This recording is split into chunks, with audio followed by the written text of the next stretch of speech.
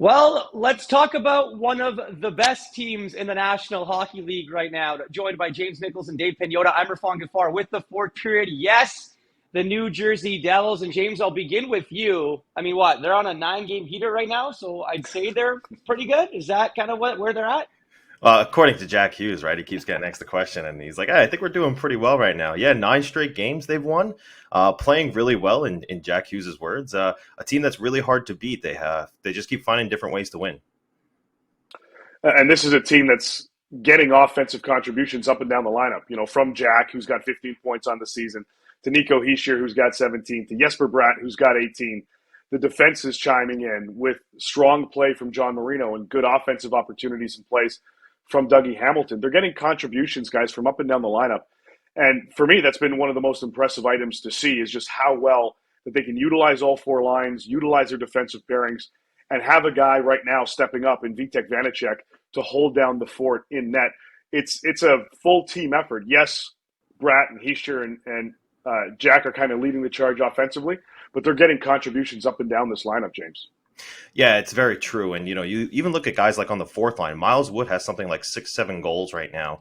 Nathan Bastion just came off. I believe his last game he didn't record a point, but before that he was on 5 or 6 games straight where he did record a point, and that's from the fourth line. So you're seeing contributions, like you said, up and down the lineup. First line, second line, third line. Doesn't matter what line they're rolling out.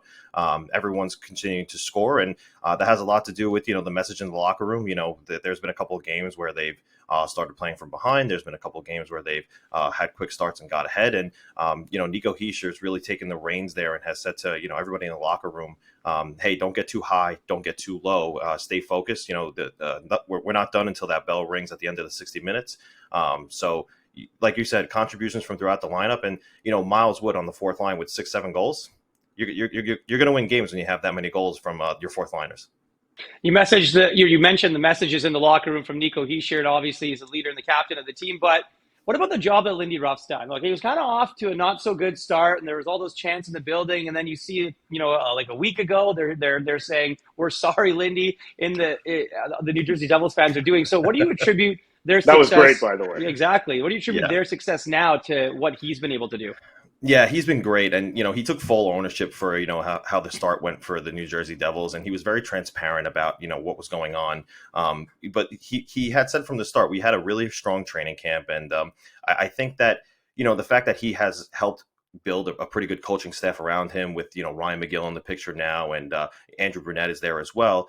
They're really working well cohesively night in and night out, whether it's on the ice for practice or whether it's on the ice for a game. So the message in the locker room actually starts with Lindy Ruff and saying, don't get too high, don't get too low, play shift by shift. There's a saying too that they like to talk about where it's 82 one-game seasons instead of an 82-game season. So take it day by day, and play 100%, if in the full 60 minutes. And we'll rack up the wins. And certainly so far it's worked. It's been, they've won 9 straight. And I don't know if they're going to slow down anytime soon, going into Montreal tonight. That's 2 points that they should certainly collect. Guys, I'm curious to see how this team from the management side of things, how Tom Fitzgerald addresses this roster as the season moves along. If they remain, I'm eventually they're going to pick up an L, and there are going to be a couple bumps and bruises along the way.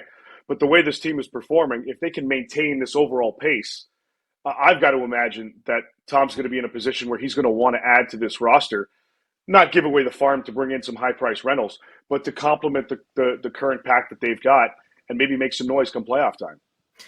Yeah, I do wonder about, maybe finding a natural scorer, because they did depend on Alexander Holtz maybe taking that step forward, and hasn't quite happened yet. Fabian Zetterlund has stepped up in a big way and has played well next to Nico Hischier and Andre Palat's spot right now. But you do wonder if they're going to look for a guy who can be a natural goal scorer for them, because they don't really have that right now. So you wonder there. And then I did hear whispers about the possibility of them maybe bulking up a little bit, because maybe they didn't expect to be this good this early early in the rebuilding stage of the organization right now. But to get to the playoffs, you need some guys who can bang bodies and can play a bit of a tough game. And there is a sense that maybe that team does lack a little bit of that. So you wonder if they're going to go out and maybe get somebody who can play that style of game.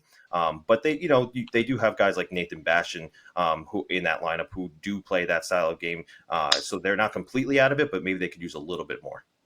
Gentlemen, one final one for me. James, we'll start with you. How quickly, because of the way that they're playing so well right now, how quickly does that accelerate what their front office wants to do? I mean, you see the success of this team. I don't know if it's sustainable. They're obviously, like you mentioned, Dave, going to get an L and maybe a couple losses here and there. But right now, this New Jersey Devils hockey team is a team not to be messed with in the National Hockey League.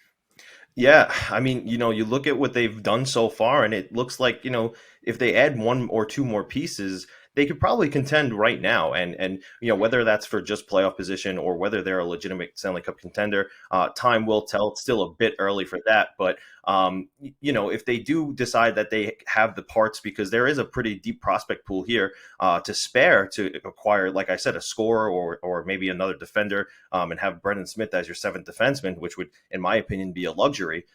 They can absolutely contend right now, at least in the playoffs. So where they're sitting in first place, the window obviously has moved up a little bit in terms of when they think that they'll be a good team. And I think that was maybe unexpected, but nonetheless, it's happening. So the window has certainly moved up a little bit. I think that Fitzgerald made the moves he made this summer on purpose with Palat and Howla and Marino to bring in guys with playoff experience. They did expect to take a step forward, but first place in the division, third place in the NHL, I don't know if they expected that. So the window has certainly moved up.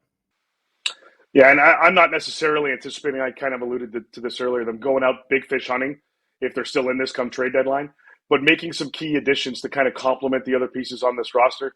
And James, if they do have an offensive guy that kind of falls into their lap come trade deadline, maybe they go about that route. They've got a little bit of cap space to work with that they're accruing more and more of with LTIR space. So they're going to certainly be an interesting team to watch on that front as things progress. Yes, certainly, because, I think that they find value in wanting to get some of their homegrown talent into the playoffs, right? They brought guys, like I said earlier, in Palat, Howla, and Marino, who do have that playoff experience, but you want to get Nico Hischier to the playoffs. You want to get Jack Hughes to the playoffs and the rest of that crew. You want them to have playoff experience under their belts so they come in next year a little bit hungrier when maybe they're a little bit better. Although, again, they're playing so well right now, it's hard to say that they could get any better. But you definitely do want to get some of those homegrown guys some playoff experience because that's something they haven't gotten yet. Gentlemen, thank you very much for this. An interesting start to this season for the New Jersey Devils as the Devils show rolls in to the Montreal Canadiens barn tonight.